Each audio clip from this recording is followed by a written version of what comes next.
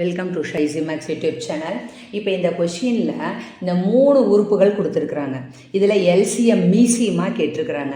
LCM எப்படி எழுதணும்? இப்போ இந்த சம்முக்கு நான் ஏன் ஆன்சர் எழுதலை அப்படின்னா, சில டைம் இந்த மாதிரி சம்மை கொடுத்து எல்சிஎம் கேட்பாங்க, அதே சில டைம் ஹெச்சிஎஃப் மீப்போவா கேட்பாங்க.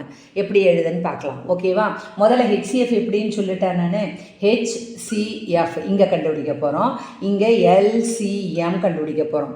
இது ரெண்டுக்கும் என்ன வித்தியாசம் நல்லா பார்த்துக்கோங்க. ஹெச்சிஎஃப்னா பொதுவாக எல்லாத்துலேயும் வரக்கூடிய எழுத்து என்ன?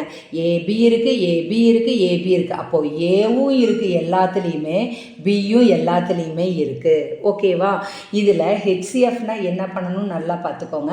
ஹெச்சிஎஃப்னா ஏக்கு இருக்கிறதுலே கம்மியான அடுக்கு என்ன வந்திருக்கு? இதுக்கு அடுக்கு 3, இங்கே அடுக்கு 1, இங்கே அடுக்கு 2. அப்போ அடுக்கு 1 தான் நமக்கு வேணும். 1னா போட வேண்டியதில்லை, போட்டாலும் தப்பு கிடையாது, ஓகேவா? சரி, அடுத்த பிக்கு அடுக்கு கம்மியாக எங்கே இருக்குது? 4, 5, 7. கம்மியாக என்ன வந்திருக்கு? 4. இதுதான் உனக்கு ஹெச்சிஎஃப்.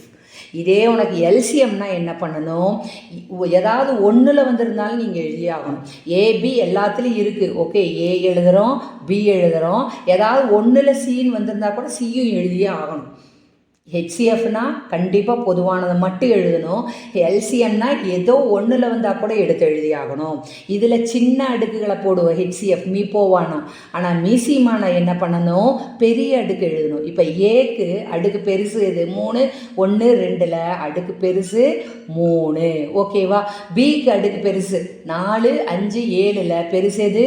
4. இப்போ இதுக்கு வித்தியாசம் புரிஞ்சுதா? இந்த மாதிரி ஒரு சம் கட்டாயம் டிஎன்பிஎஸ்சி கொஷினில் வர்றதுக்கு நிறைய சான்ஸ் இருக்குது. அதனால் நல்லா பார்த்து வச்சுக்கோங்க. எந்த சம்மாக இருந்தாலும் ஹெச்சிஎஃப்னா சின்ன அடுக்கு, எல்சிஎம்னா பெரிய அடுக்கு. ஹெச்சிஎஃப்ல எல்லாத்துலேயும் பொதுவாக இருக்கிறது மட்டும்தான் எழுதணும். எல்சிஎம்னா ஒன்றில் வந்திருந்தா கூட அது எல்லாமே எழுதணும். ஓகே, புரிஞ்சிருக்கும்னு நினைக்கிறேன். சப்ஸ்கிரைப் பண்ணுங்கள், லைக் பண்ணுங்கள், ஷேர் பண்ணுங்கள்.